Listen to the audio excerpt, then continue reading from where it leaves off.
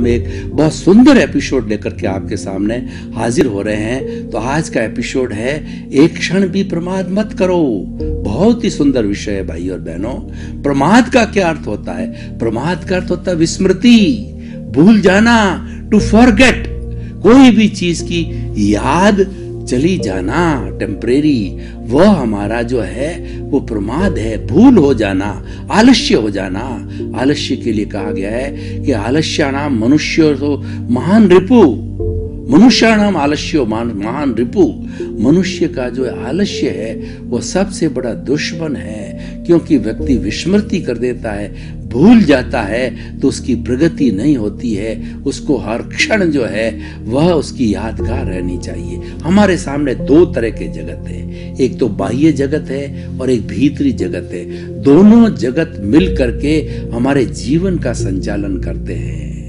जीवन क्या होता है कि जन्म लेने से मृत्यु तक के बीच का जो स्पान होता है वो लाइफ स्पान होता है, वो जीवन कहलाता है। हर प्राणी का वो जीवन कहलाता है, हर जीवित प्राणी का जो जीवन कहलाता है, तो वह हमारा जीवन है। वो जीवन सार्थक कैसे हो? वो एक क्षण भी प्रमाद नहीं करने से वो सार्थक होता है। हर क्षण हमें स्मृति बनी रहनी चाहिए, विस्मृति नहीं होनी चाहिए। तो देखिए कि जो हमारा बाह्य जगत है, ये बाह्य जगत हम पीछे से लेकर के आए हैं। उसके अंदर हम जो है परतंत्र हैं और वह उदय और प्रारब्ध के अधीन है, वह कुदरत के अधीन है और वह कुदरत की रचना और कुदरत के कानून के अंतर्गत चलता है। कोई हमारी ये सृष्टि माँ कहती है कि किसी भी जीवित प्राणी को मैं जब जन्म देती हूँ, 84 लाख जीवा योनि के प्राणियों को जन्म देते ही वह मेरे ताबे आ गया, वह मेरी शरण में आ गया, वह मेरी नियंत्रण में आ गया। और मेरे नियंत्रण में आने के बाद में वो मेरी रचना, कुदरती रचना और कुदरत के कानून के तहत ही उसको चलना पड़ेगा। वह क्या है कि मैं स्वयं करता हूँ, व्यक्ति कर्ता हो ही नहीं सकता। किसी भी व्यक्ति को, किसी भी प्राणी को कर्ता बनने की न तो मैंने पावर ऑफ अटॉर्नी दी है, न उसको अधिकार दिया है। फिर भी अगर वो अपने आप को कर्ता मानता है तो वो उसका ज्ञान है, और उस ज्ञान को करने के लिए उसको जो बार बार जन्म लेना पड़ेगा और दुख की प्राप्ति करनी पड़ेगी, और वह कर्ता मुझे मानेगा। व्यवस्थित शक्ति को, साइंटिफिक सर्कमस्टेंशियल एविडेंसेस को, कुदरत को, द्रव्य क्षेत्र काल भाव को, काल स्वभाव कर्म पुरुषार्थ नियति और जड़ चेतन, उसके बाद के अंदर मोशन, उसके बाद के अंदर रेस्ट और टाइम और स्पेस, इन तत्वों को कर्ता मानेगा।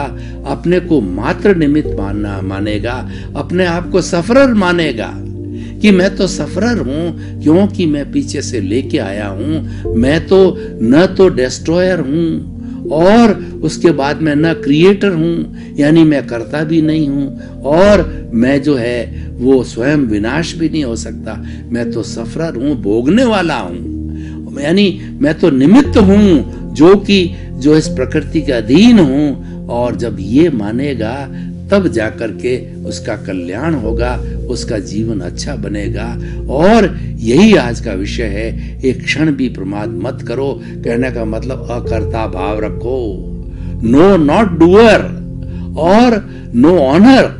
किसी भी चीज के आप ऑनर मत बनो। आप बताइए, मैं आपको उदाहरण देना चाहता हूं कि अगर ऑनर हो तो जब आप इस संसार से चल बसते हो तो आप सब चीजों को साथ में क्यों नहीं ले जाते हो? जिस शरीर के अंदर आपने 60, 70, 80 वर्ष तक निवास किया, उसको भी नहीं ले जाते हो?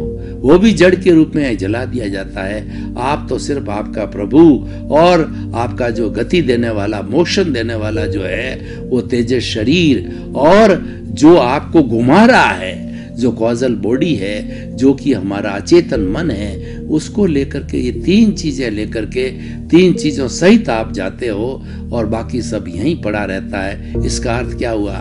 No ownership, no doership. Doer आप हो ही नहीं सकते हो। तो आपको ये स्मृति बनी रहनी चाहिए। तो ये हमारा बाहर का जगत है। अब भीतर का जगत है वह स्वतंत्र जगत है, वह प्रभु का जगत है। उस पर कुदरत की रचना और कुदरत का कानून नहीं चलता है। उस पर जो है जितने भी ये निमित्त है उस पर उसका कोई असर नहीं होता है। वो तो स्वयं स्वतंत्र है और उसको वो उसकी स्मृति रखना, क्योंकि वो स्वतंत्र है, उसकी स्मृति रखना, उसको एक क्षण भी ना भूलना है, वह आज का विषय है। एक क्षण भी प्रमाद मत करो का अर्थ क्या है कि आप जो कर रहे हो मन वचन काया और उसके जुड़ी हुई हर अवस्था है वो परिणाम है, वो पिछले जन्म के अंदर आप जैसा पेपर दे के आए हो उसका ही रिजल्ट है।